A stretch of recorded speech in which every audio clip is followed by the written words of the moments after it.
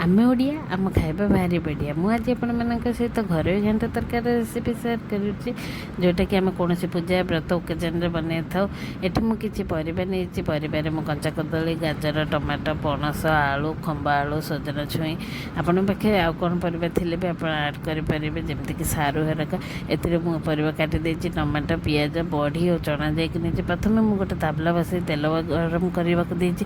ତେଲ ଗରମ ହେଲା ପରେ ବଢ଼ିକୁ ଗୋଲ୍ଡେନ୍ ବ୍ରାଉନ୍ ହେବା ଯାଏଁ ଭାଜି ଦେଇଛି। ଏବେ ମୁଁ ସୋରିଷ ଜିରା ସେଇ ତେଲରେ ପକାଇକି ପିଆଜକୁ ପକାଇ ନେଇଛି। ପିଆଜ ଭାଜି ହେଲା ପରେ ଅଦା ରସୁଣ ପକାଇକି ଆକୁ ମଧ୍ୟ ଭଲସେ କଷିଦେବେ।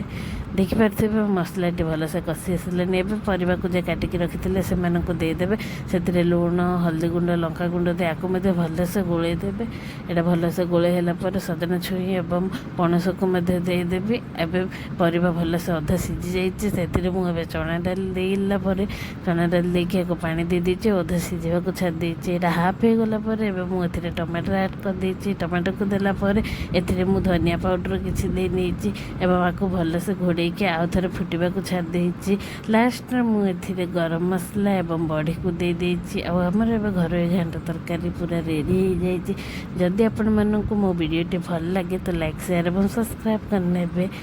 ଦେଖିପାରୁଥିବେ ଏଇଠି ବହୁତ ଭଲ ଭାବରେ ଆମର ଗୋଟେ ଘରୋଇ ଘାଣ୍ଟଟି ରେଡ଼ି ହେଇଯାଇଛି। ଆପଣଙ୍କ ଘରେ ଘାଣ୍ଟ ତରକାରୀ କେମିତି ବନାନ୍ତି କମେଣ୍ଟରେ ନିଶ୍ଚୟ ଜଣାଇବେ। ରହୁଛି, ଜୟ ଜଗନ୍ନାଥ।